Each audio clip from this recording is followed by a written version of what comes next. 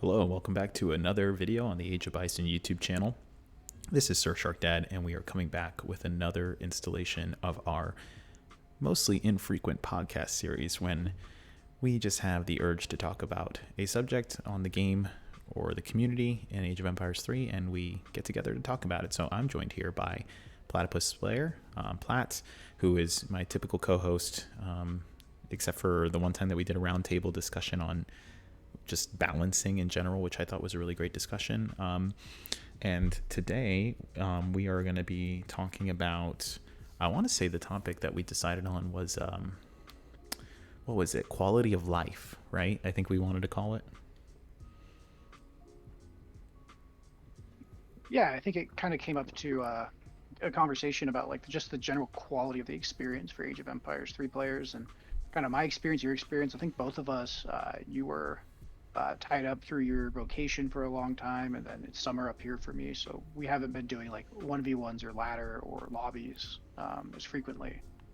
And so coming back, we were just kind of talking about our experiences kind of with like not fresh eyes because we played this game a lot, but like rested eyes and thoughts about like the quality of the Age of Empires 3 experience. Yeah, there is that, and along with like what, like, I know we talked about in the balance, like you don't want to keep talking about like, okay, this is what we want to see change, this is what we want to see change, but really I think the impetus for it was the fact that we had another pup announced and it's more balance changes.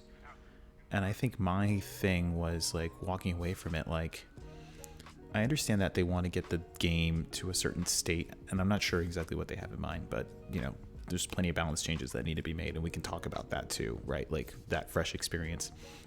But also, like, I don't feel like anybody's talking about other changes that need to be made in the game other than balance, and that is not DLC, which leads me to that kind of quality of life subject. You know what I mean? Yeah, you know, it's like balance can kind of come and go, but I think all of us accept that, especially in Age of Empires 3, there is always going to be some imbalances, right? But there's like other consistent things, like you said, along the line of quality of life. And, you know, I'll kind of let you lead a lot of those topic ideas because I think your ideas are things I've heard echoed continuously. I think throughout both casuals, multiplayer, single player, you know, there's a lot of same sentiment kind of echoed, right? And, you know, balance tends to bring out the most passionate of players, you know, into the conversation, but there's this kind of constant background noise of, you know, issues that people would like to see fixed. And my understanding is they are adding some stuff besides just balance-based changes in the next update. We don't know the full spectrum of what they'll release. However, you know, I haven't heard any inclination that these things are being worked on or addressed. Yeah, like, so the one thing that I really want to touch upon is that, like, what have they done so far? And that is the constant rotation profile pictures. I think we have seen this hero cosmetic Lizzie British on there for, I want to say, the greater part of probably like 6 months. So like there was like an initial rollout of cosmetic ideas, right, in the form of like the heroes or the explorers, but nothing complete, like nothing dealing with units, and you know, it wasn't like a full rollout in my opinion. You get the free profile pictures that you can choose from on the weekly, and then occasionally you get some home city customization, but there really isn't anything that, like, besides like the actual core gameplay experience, there's no like a solid progression system. There's no like earning in this game. There's no, and I mean, maybe that's the development, like maybe I think that like perhaps the team to support the game is just not large enough to justify it. But I think my biggest gripe in terms of like starting off this conversation is like a progression system, like an actual progression system. So I'm actually gonna, like, for the first time ever, we're actually gonna use the screen in front of us to talk about the game. So we're not gonna show my elo, and the only reason I'm not showing my profile, and I want to get this out of the way, and is not because I'm like first off, my elo ranges very greatly depending on the day, just because I test a lot of things on the ladder. I'm always creating build orders and theory crafting, so there's that. But that's not an excuse. That sounds like a cope. I think the main thing is that I don't want to disqualify myself from talking about subjects, and like I feel like there are people out there who may like hear me talking, and then they see like my profile or whatever, and they may be like, well, why am I listening to this guy? So instead, I'm just going to pick a random person from whom I last played. Sorry, you. Who I played a while ago. I don't know when I played this gentleman, where he's at. Hope you're doing okay. So anyway, the reason why I bring this up for this individual, who is a average player at around 1,000 elo, has not played many games, right? Less than 100. So that's fine. But that's all you have. Like, when you play the game and you have progression and you're competing, some people may say, well, the only competition that I really like to have is like just when I'm either winning or losing in the match. And that's well and good. But really all you're contesting for is this number right here or here, right? It's just a number and it goes up and down. It's not really the most gratifying thing. And then on top of that, like, the accuracy of the number is always in debate, like exactly how that all works out. And then they understood that there was supposed to be some sort of like feedback mechanism from when you're earning something or playing the game. And they did it in the casual rank here. But the casual rank is like, first off, does anybody care? Like, do people play casual? And like, also, does anybody really understand like the casual rank? Because as far as I'm concerned, it's like, it doesn't, like, it means even less than what this number means. So they like, it seems like they understood things. Like, they understood that they wanted a feedback mechanism for the players. They understood that there was something that needed to happen there. And they wanted to do something more with the page. But instead, what you get is like this like half of a rollout in terms of profile pictures, half of a rollout in terms of the casual rank. And then when you're looking down, you have an Excel spreadsheet of some numbers that don't really necessarily add up to what you're trying to quantify. You see what I mean? Yeah, no, it's very bare bones. You know, something that Age of Empires 4, despite its very murky reception, I think that does well. Same thing with Age of Empires 2 now, is on your profile, there is a variety of rewards for completing challenges. And, you know, whether it's not just an icon, you can bling out even your in-game, some of your units, some of your buildings. You know, in Age of Empires 4, for example, in the town center square, you have a statue that you get from completing, you know, whether it's a rank, whether it's an event.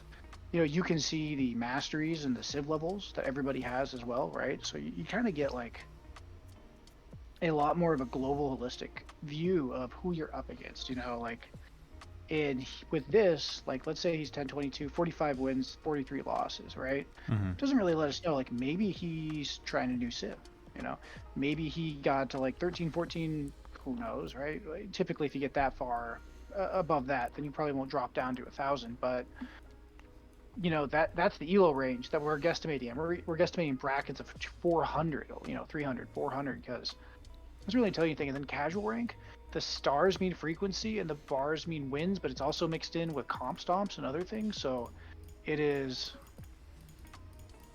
pretty meaningless, you know, to see. One of the biggest complaints I've heard is people really liked, even though the old system for calculating elo or MMR was also really easy to game in a lot of ways. It Well, that's intentional. yeah, that's intentional. Yeah, we'll just leave that up. Yeah, there's a lot of treaty, and his rating is 2,000. Oh yeah, someone's gaming it. This is like a Yeah. a joke. Yeah. But you know, speaking of gaming MMR, but you know, in the old days, you used to have ranks: captains, colonel, lieutenant, colonel, majors. Right.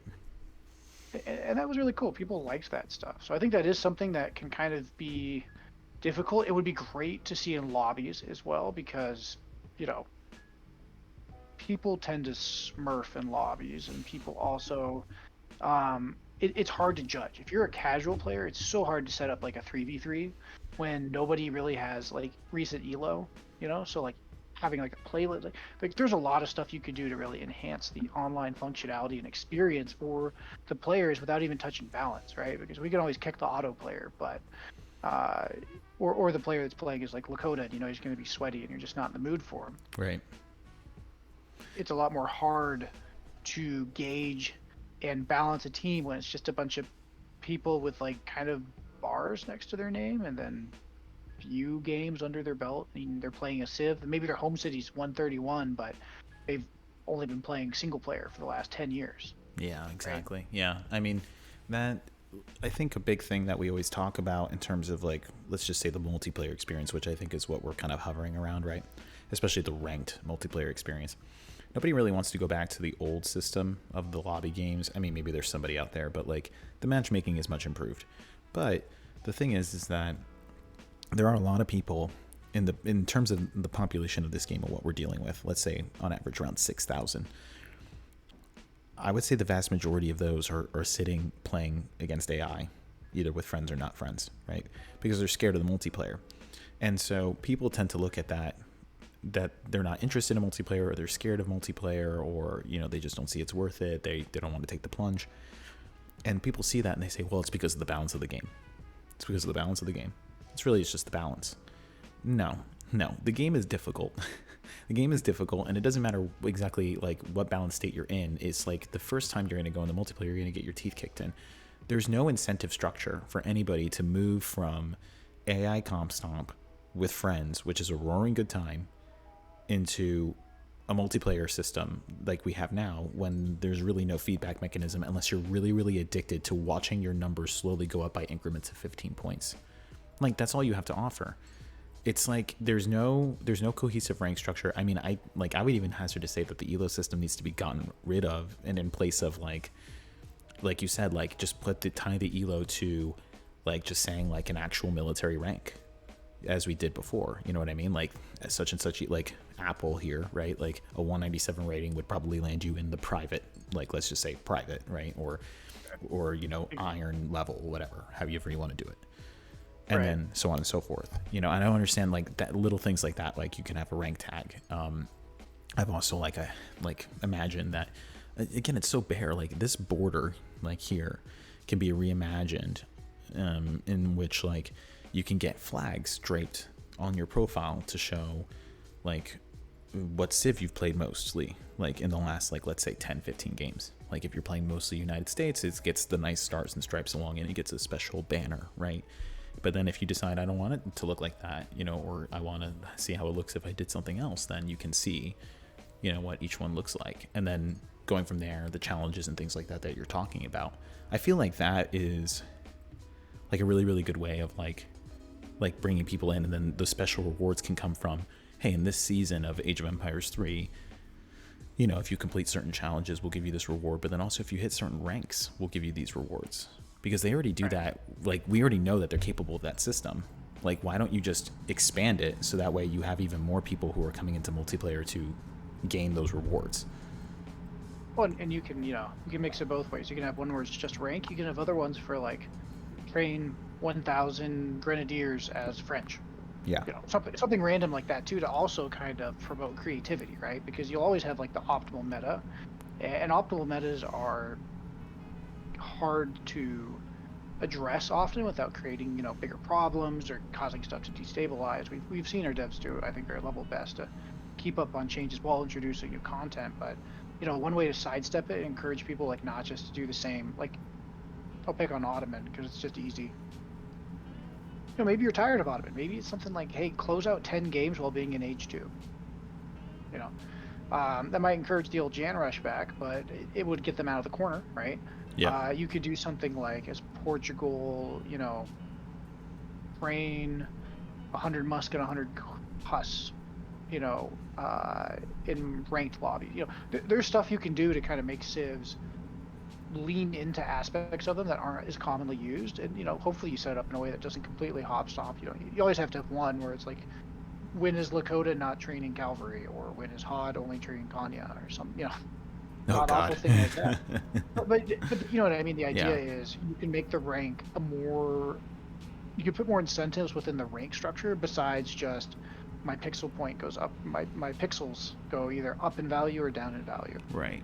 And maybe even if you win like that, I mean, maybe this is too controversial, but let's say if you do win as Howd, only making Kanya, well then in that case, like I would say that's a pretty big elo boost to your rank. If you complete that challenge or something like that, or you get a nice little badge, right, with the profile, shows off. I think those are all things. This is what the whole quality of life thing is. It's like, how do you keep people coming back outside of the core gameplay loop, How do you, and exactly what you're talking about, how does this feed into the balance? Because you can incentivize kinds of play without creating new cards and changing balancing in the game. Because I think the reality has been, and going into what you were wanting to talk about as well, is seeing this with fresh eyes. It doesn't matter, like, when you give people, like, new cards and new units and stuff like that. Like, a lot of times, like, people just are just going to pick whatever is familiar or whatever's most efficient or whatever is the least, like, resistance, like the road of least resistance, right? Like, these Dutch cards have been out for a while, and whenever I play against Dutch, it's still the same build order from 2005. It's the same thing. Like, very once in a while, you'll get, like, a more imaginative Dutch player, but usually that's in, like, an in-house tournament kind of thing on the Sunbros Discord. It's not like you're seeing that on the ladder when people are super, super competitive and everything has to be mathematically efficient. So how do you incentivize people to get out of the very stock standard kind of play that they're doing at the pathway of least resistance? And like, you bring up Ottomans, and I think it's a good point. Like, I haven't seen an Ottoman Jan rush in, like, I don't know, I would say a year. like Ottomans, like, they don't do it anymore. Why? Because it's simply not the most efficient thing on the table for them. They're going to do something entirely different. And so Right. how do you incentivize that? How do you get people out of that and maybe experiencing new things? Well, part of that is balance, but then a part of that is also the quality of life stuff. Like, how can we add to the gameplay experience? Well, for a lot of people, I think, we all hit kind of plateaus from time to time, right? Of like skills and um, effort. Like, how do I put this? So, like, in teams, right? Like, I feel like I was gate capped around 1500, and then recently I got almost all the way to 1700 before, or not even 17. I was like mid 1600s before I got bored and had to take a break and came back with a different civ. But I'd been stuck for a long time, and like, honestly, I just didn't play very much, right? Because like, the reward is you're gonna fight the same combos and the same people relatively, right? It's a small community. Yeah. Especially the higher up you go, you're gonna play the same people over and over and over and over. And if you're better than them, you'll jump in elo, and you're not going to be facing people really of an equitable skill level. Maybe for, it creates these gaps, right? Yeah. And so it's very common for people to get stuck in Age of Empires 3 at certain bands. And I think a lot of people just give up because you either have to lame, quote unquote. I'm not saying this is how it works. I'm just saying, quote unquote, you either lame or have to shift the way that you enjoy playing, or you just have to accept that, like, you're just going to be stuck in stasis, until Right. either something changes in the balance. Like, it's just not very motivating. I even think right now, like, I look at the ladder, and we know that there are some civs that are just measures easier to play than others into the ladder. Yeah, absolutely. And why would I? It's hard for me to like jump into stuff sometimes because I'm like, I don't like I enjoy these civs, but I'm gonna suffer pixel points, which means I'm gonna go down until I'm down enough where I just beat the shit out of people, and then I'm gonna bounce back up to these other people that like aren't really my skill level, but like the civ kind of puts them at that level, and that's just gonna be what I have to look forward to. And then my reward is nothing. Like, my pixel points don't go up. I'm just kind of stuck there until like a big thing happens. So it's kind of it's awkward. It really is. It's kind of an awkward spot, and I think a lot of people have consistently been discouraged because, again, there's really no incentive outside of competition for the sake of competition, and that's not bad that there's that level, but I think it leaves a lot of people wanting. It does. It really does. Like, and I think that's a fantastic point of, like, this idea of getting stuck in bands, and that's why I'm kind of scrolling through the leaderboard to kind of demonstrate the fact that, like, you can, like, obviously you should have a thin top, right? Like, there's only going to be so many people, but it seems like, I mean, how weighted things are in terms of, like, these are all great players here. If you're in the 1500, 1600 range, 1400 range, you're a fantastic player, best of the best. And just like seeing people, and it's like, it's just stacked, and it seems like people aren't able to really move beyond that. And of course, and the problem is this kind of goes back to the community discussion of, like, people are like, well, then, like, be better, or change your civ, or work with the meta or whatever. But the thing is that, do you really want a game, and this goes into, like, the life cycle of things, do you want a game where people are just sitting around waiting for whatever puff to hope that their civ comes out on top, and then switching based on whatever the change is. Well, this civ got another little bit of buff, so looks like I'm going to go ahead and switch to that just so I can get this little advantage. Well, that's not really healthy, is it? Like, I mean, I guess you're encouraging people to play different civs, but then really you're just encouraging laming by a different name. Just adaptive laming, as it were. Rather than really, like, you're not incentivizing the real-time strategy aspect of the real-time strategy game, Yeah. And you see that a lot, actually. We took a big dip in the player base on the ladder. I think Hell Punch said something of like an average of 500 less a week. And, we were going through, combing the history, right, of like ups and downs with both the ladder and then with general player base. And people drop out before the pup, and then they tend to come back right after the pup and just be like, hey, did my civ change? Does these new things kind of change things for me? But there's a significant amount of people that just jump on every couple of months. They play a few games, and then, stasis is either broken, and they probably run as far as they can up the ladder or down the ladder, unfortunately, so they try to recover. And, or they just stay the same and they drop right back out, and you'll see like every patch, there's like a steady kind of decline of people in the last year on the ladder and kind of in general of the game. But these fluctuations are normal in a not content heavy, DLC heavy cycle, right? But the ladder changes basically show you that once summer hits, on top of the usual thing, something I thought was interesting was we've had the most proportionate amount of people drop, and the drop happened especially right as the pup was like that. It was announced there will be a pup, or rumor was that there was going to be a pup. People were just like, nope, I'm not even gonna like mess around. I'm just gonna wait and see what my civ looks like in a few weeks. And I think that's interesting. It's a very interesting phenomenon. And I think that's incredible. Like, just this, like, definitely this attitude of just riding these waves and riding these cycles of things. And it's sad because I feel like we're caught in this cycle of wheel spinning of like, it just seems like the constant tweaking and how they're not really getting it exactly right. It just feels like they're still just chipping away at that statue, just trying to get it there, and as they're observing things. And again, we can get into a whole discussion about balance, because the problem is that the more they tweak, I feel like the more it gets away from us. I look at the Ottomans, and I'm like, by far the highest pick rate, and you would think a higher pick rate would produce a lower win rate, and it has not. We have a win rate that is one of the top in that civ, and it's like I don't know what to do. Like we're at a point now where like it is every other game is an Ottoman player, and it's the same thing over and over and over again. And listen, play how you want. I can't tell you not to, but at the same time, there's nothing in the game that's really even getting anybody to play something different for at least one round. You know what I mean? Like there's no, like, we have a challenges section. What is even in here? Bombard Brawl. Okay. Like, great. Events will be there when they do events. That's about it. Sure, that's fun. That's great. But where is the feedback mechanism? Okay, I have a friends leaderboard. It's something to do. But and again, I applaud the effort. But again, it just, what it comes across to me as, and I don't want to drag these guys through the mud, because I think they do fantastic work, and I think that these things are more than what we could have expected. But at the same time, I'm like, none of this is like really feeding back into you and like your profile, and like you called it blinging out, and like encouraging different forms of gameplay. Like, there's nothing there to like say like, okay, well, you know what, on this round I've been laming Ottoman for the past 5 games this afternoon. I've been playing for 3 hours. I've been laying them for 5 games.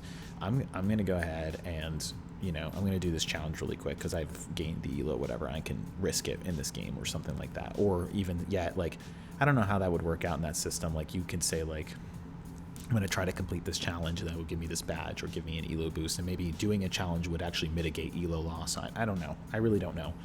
Like, I'm actually cool with no ladder thing, because I think that's incentive of itself. Because if you're a good player and you know where your elo is, I feel like most people have a general sense of where their true elo kind of lies. Yeah. Right? Everybody spikes up and down. like me, like I'm constantly suiciding my elo back down to like the low 1200s before I go up to back to the 1300s because I've done it so many. I know the drill, and so if I had an incentive of like, hey, I'm trying to think of a civ that I can't stand typically. Japan. No, nothing against Japan players. I just the way the civ mechanic works. Here's one African civs, which I just am not a fan of anything about them for the most part, right? Like, although they're cool, I think it's cool that they're in the game. That might actually get me invested in those civs if I had like a reason to go on and try them out in the ladder, because I just really see them as an excuse to goon skirm in H2 right now. Like it's just not that's not exciting gameplay to me, right? Right, There's other right. civs that do to me, you know, and I'm sure African civ players would have the same reason. Like, why would we? It takes so long to learn our civs. Why would we go play Germany when we had to spend all this time to learn our timings? We're gonna lose all this elo and have to get it back. Well, if there was cosmetics, you know, it could be an explorer. You know, if you get it in the next month, we'll unlock an explorer. Then maybe once a year, you know, you can buy the skin or something like that, right? But that gives you a full year to have some badass dude. You could have, you know, you said in your profile picture, if you had all these stats and challenges and banners, like Yeah. I think it would encourage people to stop, because the only benefit you have from not playing Ottoman, China, Brits, very common still and about to be common again after the pop probably, Oh, jeez. is just the personal curiosity of how other civs work, or personal preference. And if you're not playing one of those three civs, I think it's like 30 plus.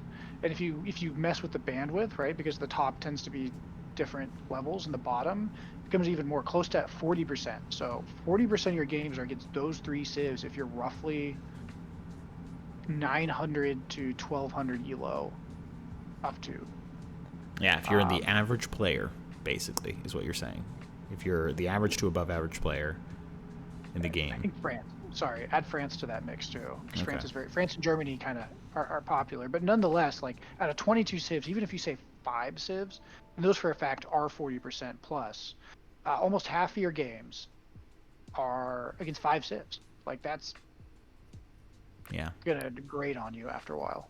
And you know, I really like what you're saying. Like, I think all of those are really good ideas, and I wonder how you would feel about, and how the community would feel about this idea. I kind of floated it in the Discord one time, or a couple times. I said I would even be fine with, you know, in conjunction with the challenges for different civs, like why not have a different ranking for each civ? Like it wouldn't be impossible to put that on the profile of like, you have an overall ranking, right? You have your overall elo, and then every civ like has its own individual ranking or something of the sort. You know, that kind of tells you where their skills are at. I don't know how you would calculate the overall elo. Probably just take whatever the highest is of that and then just say this is your overall. Doesn't matter to Or, me. or, or you could even just have a tracker for the highest elo obtained with the civ while keeping the general elo the same. You know, you could just mathematically pull whatever had the highest out of the API or something. You know, what was your high with the civ, right? Yeah. It might be a little bit more trickier on the back end for updating and stuff like that, and making sure that it's not causing issues. But we can almost see that in other apps that have been developed through third parties. So it's definitely doable. And I think it would be just great because again, like we always pick on Ottoman players, but like you know maybe you're 1600 with Ottoman, but hey, you're also 1600 at France, and you can just tell people to suck it, right? Right, exactly. Or you could Um, be 1600 with Ottoman and then be 0, right? And then if I anything look at else? your profile and I'm like, that's funny, you know? Well, you know what that would also help so much is not. It'd be a little bit trickier, but so much in conversations, because if there's one thing I've learned about people's perceptions on balance, is that they tend to be a lot stronger the less civs they play, right? Like if you play a bunch of civs, you tend to have a little bit more, well, not better necessarily, but like a more moderate approach to things, where you're like, well, there's this, there's Right. We that, and only that. really But need like, this tweak or this here, you know? Yeah. right, and it would help like seeing where someone comes from, because like McCleese, like he only plays Hausa. Lately, he's been like, "Oh, Otto's not so bad," and it's like, well, but then you look at Hausa, and they're perfectly set up to eat the FI, right? And it's like, oh, well, of course to you this is not so bad.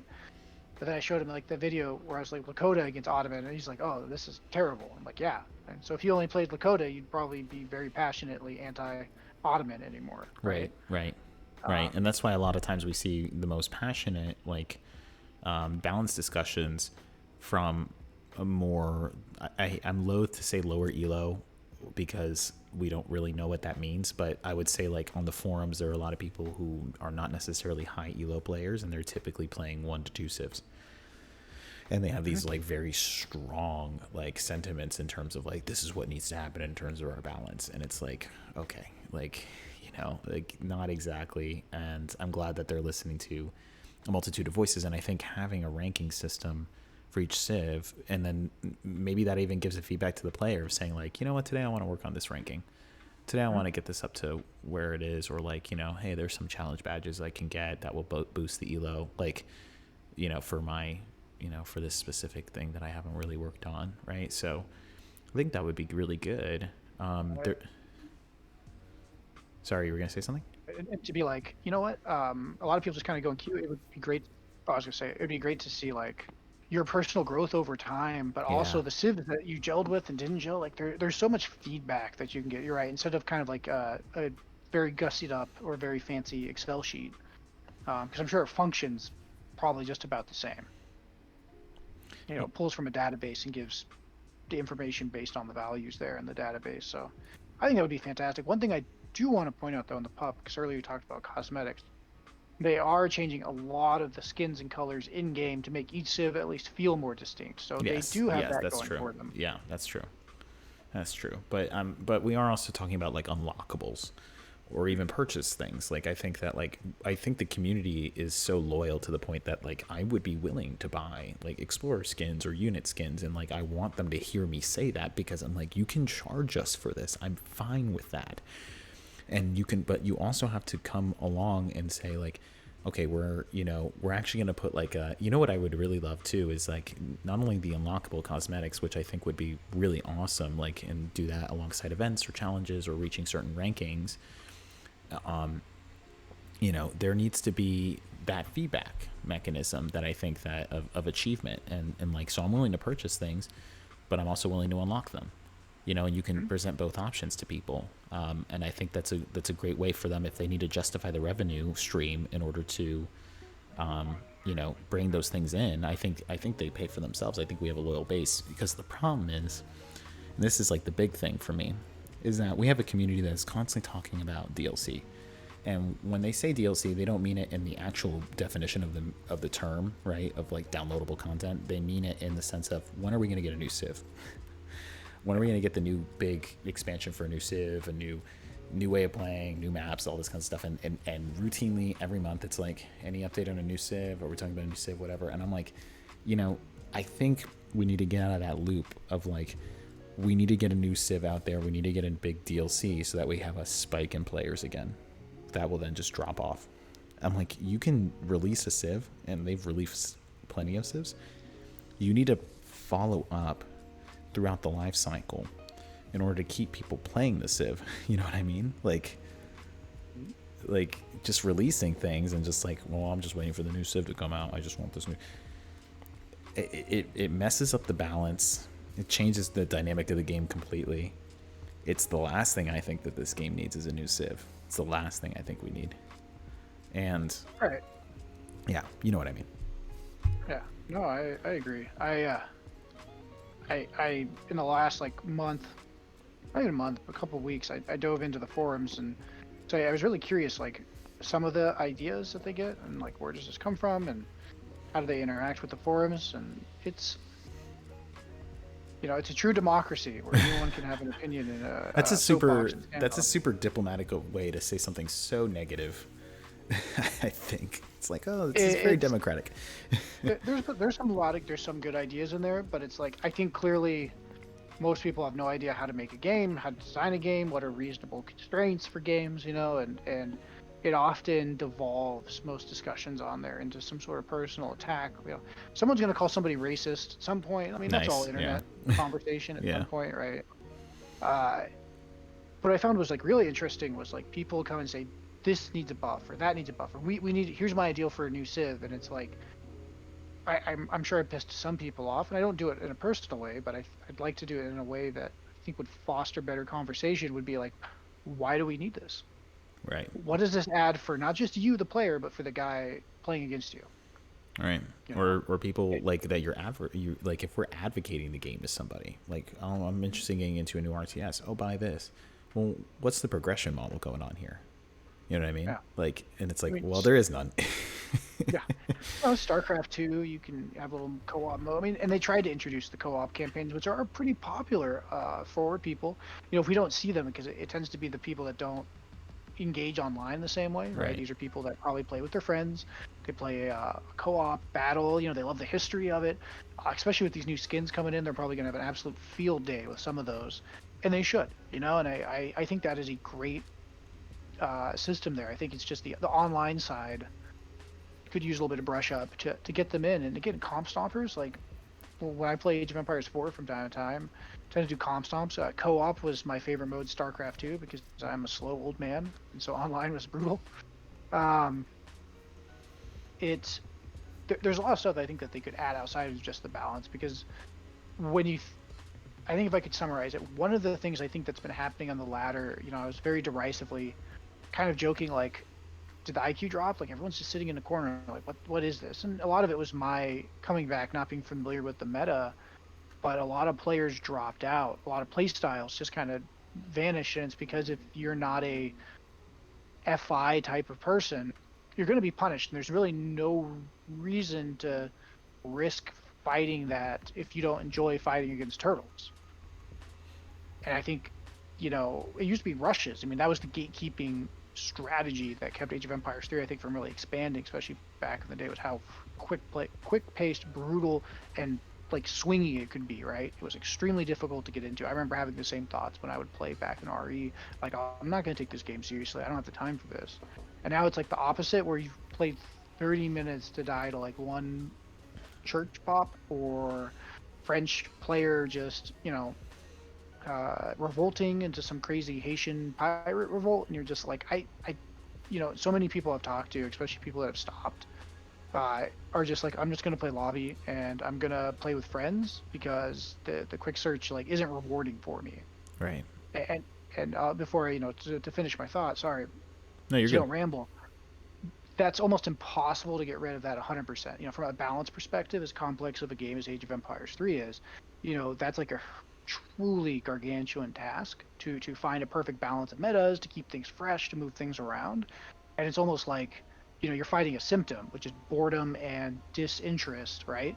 Without going, you know, instead of trying to nail the same board over and over again, maybe we find something else that encourages people to stay in there, that encourages them to break up without directly affecting the unit's performance on the field. And I think you'll have just as much payoff, if not more, for a large base of people. Yeah, and I fully agree with everything that you said. And to further that point is that it's funny because Forgotten Empires is absolutely capable of doing these things. That's what gets me about this whole conversation is like, you know, for example, like we think of like fun cosmetics, right? That really don't really add anything, but like just make the gameplay that little bit more fun or give some levity. Example: the astronaut skin from the United States. You had to grind pretty hard in these challenges to get the astronaut skin. That's fantastic. That's exactly the quality of life that we're talking about. But the thing is that they show that they're capable of doing that. They have the skin. You get it. Like, it's a cool badge of honor. There's some people who have it. There's some people who don't. Perfect. And then, like, they don't do anything else. They did some stuff with the Mexican explorer. You know, there's some stuff here, some stuff there. It shows that they're capable and they have the design and they have the ideas behind it, but they don't go all the way. They like why hasn't anybody gone back and looked at, well, why haven't we done anything with the profile page? Why haven't we added more to home cities besides like some little things with the Hound or whatever, like that you can purchase when you get enough experience points? Why not add like cosmetic as part of a challenge system? Why not change our ranking structure?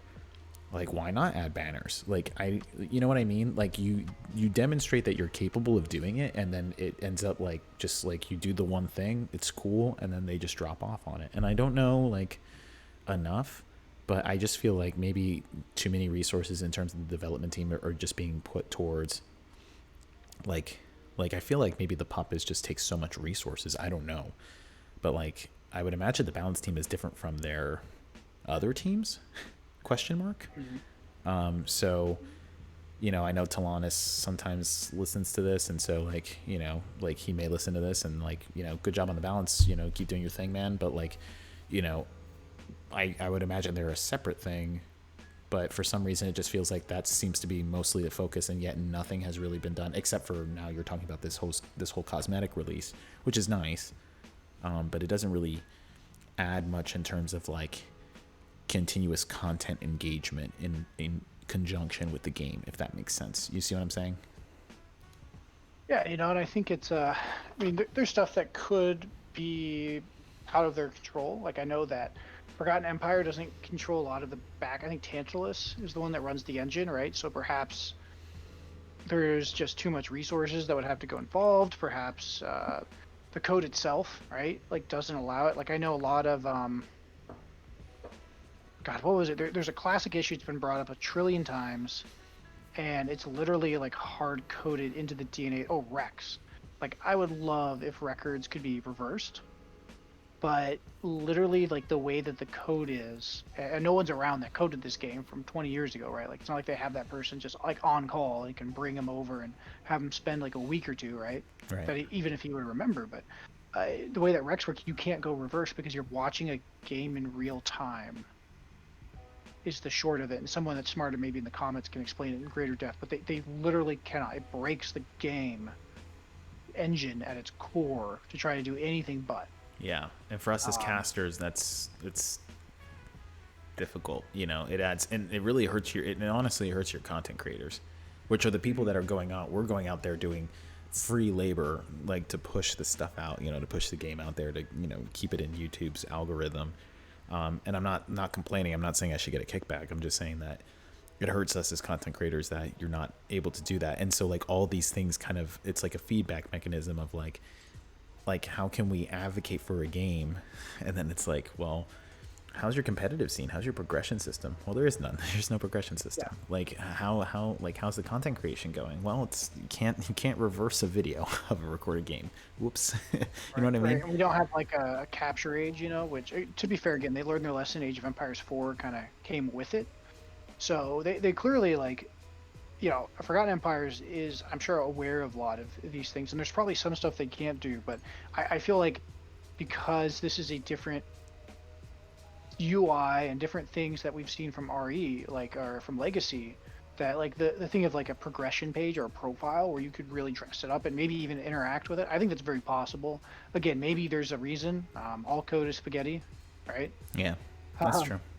That's true. So perhaps there is a reason. I'd love to hear if there was a good rationale for it, because I think that would even be good too, to let people know, hey, it's not that we don't you know care, but I would say the most things I hear is stuff like that, an online functionality like a friends list that just lets us know if our friends are actually online, Yeah, that would be or keep huge. chat logs. I would love the idea of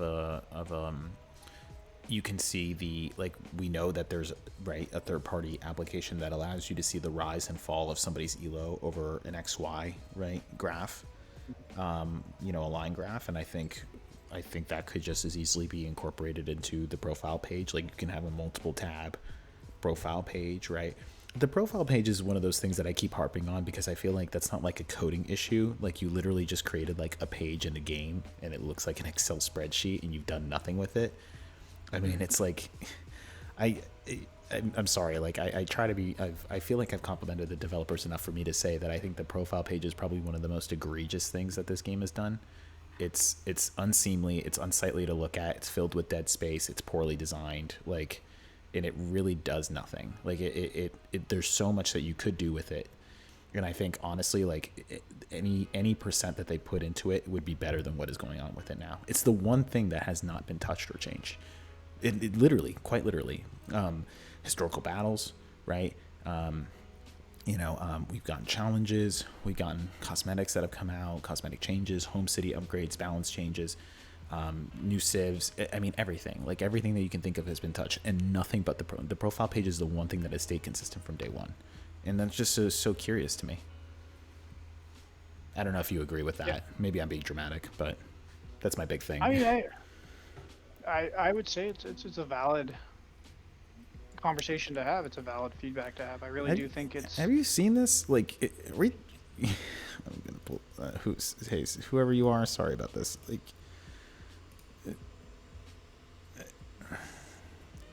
okay, Mhm. you know, like, why isn't there? And you know what? I'll say something. This guy's played 3,000 games, and I just he realized that. deserves to have something worthwhile on his bill. This guy Yes. clearly likes Yeah. the game. Like he Yes. clearly Yes. likes the game. Exactly. Yeah. This makes But no sense. What is this? They again. I mean, statistics. Okay. Like I couldn't click this button to take me to a new page that shows me a little bit more in depth. All this other stuff down here. Like again, we can have an elo breakdown of between civs or whatever. You see what I'm saying? Like there's tons of stuff. There's tons of stuff you could do. You just haven't. absolutely. And he does it. I He's really. earned it. He's earned it. He really has earned Yeah. it. You've got a loyal customer right here. Give the guy a funny hat or a little streamer or like give him something. I think that's a fair thing, and it might keep him coming back because one of these days he's gonna look at himself and say, "Man, it's been 3,000 games, and I swear to God, I don't know his religious orientation, but I swear on my Chinese Explorer, if I see one more goddamn Ottoman bot sitting in the Yeah. corner and pooping out the F, I don't want to be clear because I know my Discords and various groups I can be pretty sharp about Ottoman players. I play Ottomans. I don't think there's anything wrong with the Civ. I don't think there's anything wrong with the Ottoman people, but it's a frustrating Civ to play against all the time. And if you're gonna make up 12, I got they're up to 12%. I think when you lessen the elo bracket, it's like close to like 15 to Yeah. 18% Yeah. when you control for variables because they're more popular at the mid level. You know, if I'm gonna play you statistically about 1 in 5 games, likely more if you and I are the only ones in. Like, if just there's got to be more than just the game, and I just think it's a much better approach would be to give out these little challenges stuff. I don't even really care for Age of Empires 4. I like to load it up for the cool blings that they put in, the cool challenges. Yeah. Um, Exactly. Just you copy know, the system. I mean, honestly, if you can't beat it, just copy it. Like they're working on it anyway. I don't know. Like or player. somebody at their office has, right? Maybe you can collab with them and you can come up with a system that's worked already because it definitely the biggest complaint of Age of Empires 4 was the lack of a lot of these features, and God, you couldn't even fix hotkeys when the game came out, Yeah. and that did a lot to it. So I feel like it's an area that I think isn't really talked about too much because most content creators are focused on balance, they're focused on games, they're focused on um, updates that are coming in, and it's something that I've heard echoed all over the place, but I've really yet to see brought into most discussion. And again, I'm enjoying the game. We've been casting our 2v2 series. I continue to play this game, even though, like I said, I took a pretty good break. I know the last time we met, I think you and I were both on the fence of we were not really enjoying the 1v1 experience in particular, right? Is that accurate? I think my rage at the 1v1 experience fuels me to just keep going back to it. Like even right now, like I just want to hop in a 1v1 just for I just want the gratification of like finding an Ottoman player and just like ruining his day if I could. But alas, and that's probably not a good place to be. Like the addiction to anger is how I feel Yeah, in a 1v1. rage queuing is a good way to play like shit and lose elo. Oh yeah, and I would that's know. what I do. I've done it plenty of times. That's what I do. uh, I think we all do it from time to time, and we have to be humble on it. But I do think that overall, I saw a lot of the reactions to the pup, and a lot of it was pretty negative at first, especially with why are they changing this? Why are they changing that? Right? And I think like you said, you could only tweak things for so long before you're bound to miss the mark. Why not approach something in a fresh direction? And again, the historical battles were kind of popular for a while. They officiate some of the mods. I know they were pushing Julian K's Blitz for treaty, which is a mod that takes the treaty period down to 10 minutes, right? So it's a lot faster of a setup. There's stuff in play, but I think this is something that it benefits everybody. It can help people feel included for every skill level, every preference, Yeah. and it can also like inform things from like a lobby, because I am telling you, it is so hard to find, especially for new players, to find a lobby of like-minded individuals, or people that just aren't suck. I was playing with a old member of the Sunbrook clan, Exiled Spartan, the other day, and we were in a 2v2, and these guys were relatively new. And we played, and we kind of raided them, and they're like, God damn it, someone who's sweaty. And I said, all right, tell you what, like, I'm going to back off. I'm going to, help kind of get things through. And, we were still much more skilled than them. But afterwards, they were talking about their experiences, and they're like, it just sucks. Like, we're always getting bashed.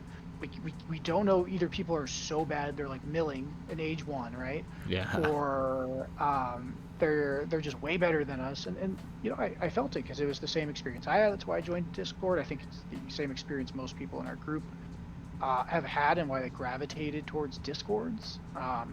And you can get, like I said, so much more feedback through a system like that. It's not just like for a personal thing. I think it benefits the community just to look through something and say, okay, yeah, this guy's pretty good, but he is playing a civ he doesn't know what he's talking about, or this guy's full of shit. I'm not really good with this civ. I'm like, really? 1600, 2018 with it seems pretty freaking good to me. Or you can just look at someone and be like, no, this guy's truly a noob. He's not got a damn thing, So, or a Smurf. So there's a lot. There's a lot we could do, I think, with that page that would bring a lot of joy to players, give people a reason to come back, and people to keep coming back. I agree. I think that's a good place to just kind of end off and round it off. We don't need to continue to beat home the discussion. I think as we've kind of looked at the game, and we realize there's a different way to approach this, and there's a far more comprehensive way that we can kind of start to look at the longevity of the game, and maybe breathing a little bit more life into it, and I would imagine a more simple way, probably in a more cost efficient way, probably in a way that actually would make money, and in ways that would be, like you said, it's pleasing to the whole player base, right? Like it would be pleasing to the low and to the high, to the old and the new. It would be different, and I think we can really embrace that, and that would be nice. And I think all of that has to do with just positive quality of life changes. And so, with that being said, I appreciate everybody who tuned in to listen to us ramble and talk about this. Let us know your thoughts. Go ahead and leave a comment. Talk to us about your ideas of quality of life improvements, and just maybe what you would like to see in the game that isn't some sort of dumb new civ that you think should be in there, or some dumb new balance change that you think you should be in there. Actual quality of life stuff. Like I'm really curious to see what the community thinks about this, or maybe we're just wrong. Maybe we actually really need that new civ, and then we'll be over the hump. So let us know if you like what we do, and you're enjoying the content that we put out on this channel. Go ahead and leave a like, and share us around with your friends. We really appreciate it, everybody. And as always, we will see you in the next one.